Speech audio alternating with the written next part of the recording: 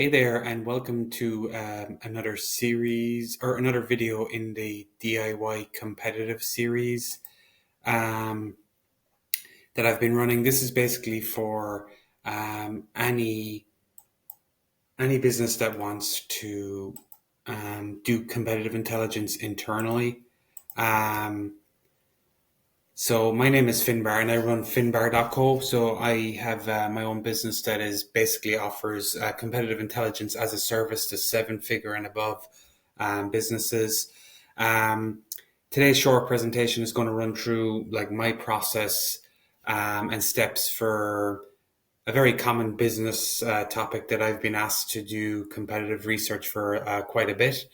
And really, every business that I have spoken to that does over 1 million in revenue would be interested in this question and doing some research. So I hope today's walkthrough of the 10 steps to do that is useful.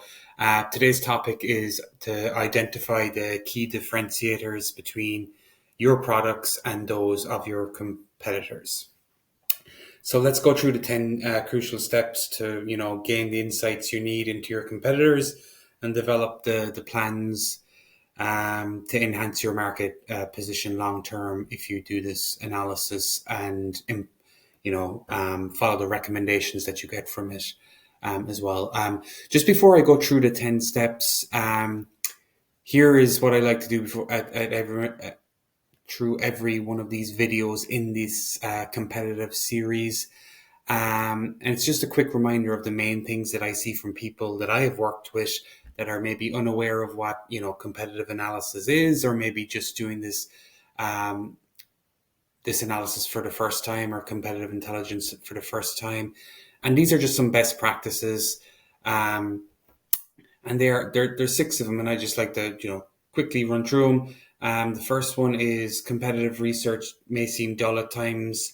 When you're in the process, there are a lot of boring admin parts of the process, so don't get discouraged. Clearly defining and framing your topic is crucial. This will help you keep aligned, keep out of the boredom, as you will have a clear structure and end goal of your research. Thirdly, avoid searching for a single solution. Try to have as little bias or what you think the result or recommendation should be, and just go with the data, go with your analysis on the evidence you find. Base your recommendation on data and ensure that they're quantifiable. Also, all your recommendations should be quantifiable. Use the data and analysis to shape your story. Don't get swayed by the opinions, just the opinions of an executive who has a prejudged opinion on this. Shape your story of what you find. Number 5, ethics play a crucial role. Always abide by the law. You have the common sense to know when you're accessing data that you shouldn't. So don't be that company, don't be that guy, don't be that girl who does that. And then finally, understanding your industry is just as important as knowing your competitors. So this might be, it ties into, this is more like direct competitor, one-on-one research, or 1-on-3, or however many competitors you want to incorporate.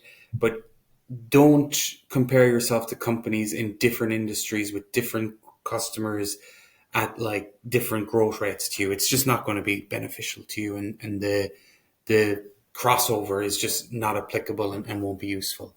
So here are the 10 steps. And I won't go into detail in any of them. I just want you to have the process.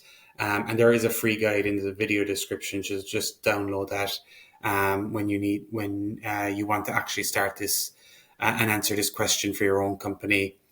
So step 1 is identifying your products and competitors. Start by listing all your products, their features, their benefits, and then identify key direct and indirect competitors offering similar products. Just do all this in an Excel sheet. Second, gather comprehensive data. So collect detailed specs for your products, competitors' products. Use platforms like Trustpilot, Google reviews, social media to gather customer feedback.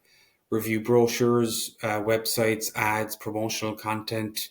look for industry expert reviews and comparisons on platforms like Tech Radar or whatever industry or in industry specific forums. Reddit is also a key data point because it's anonymous and people are super honest on it. There's also a few weird comments on it, but like you can get good customer feedback on that, so don't rule that out. Sorry. And then step 3, just moving on to that, feature comparison matrix. Again, just get a simple template. You can get them off my website or you can get them off of online for free. Develop a comparison matrix listing your products along with their features, benefits, and specs, and then compare the attributes. So you're going to level down the attributes such as quality, pricing, functionality, design, user experience, after sales support. So just get that all out in a sheet between, we'll say, your company and maybe if you're doing 3 competitors. Step 4, customer and market insights. Conduct surveys or interviews with your customers to understand the perceptions of your product versus competitors. Then, optional, but I've done it in the past by organizing focus groups, which gives you a very, very good in-depth qualitative data on perceptions. Again, that is optional. It's exceptionally useful, but it's very time heavy, resource heavy. Number 5, competitive benchmarking.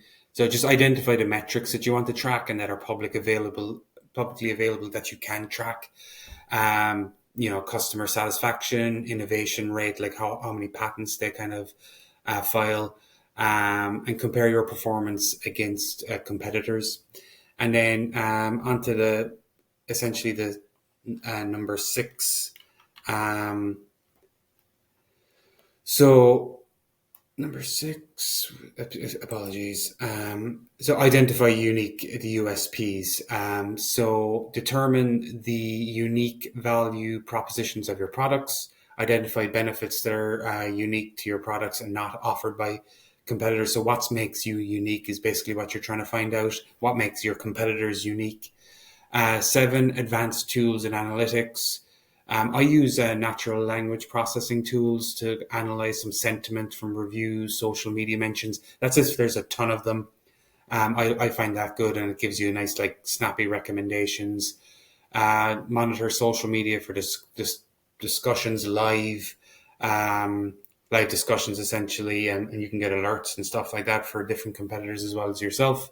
And then you can start kind of packaging stuff up at this stage for step 8, basically, which turns into visualization and reporting.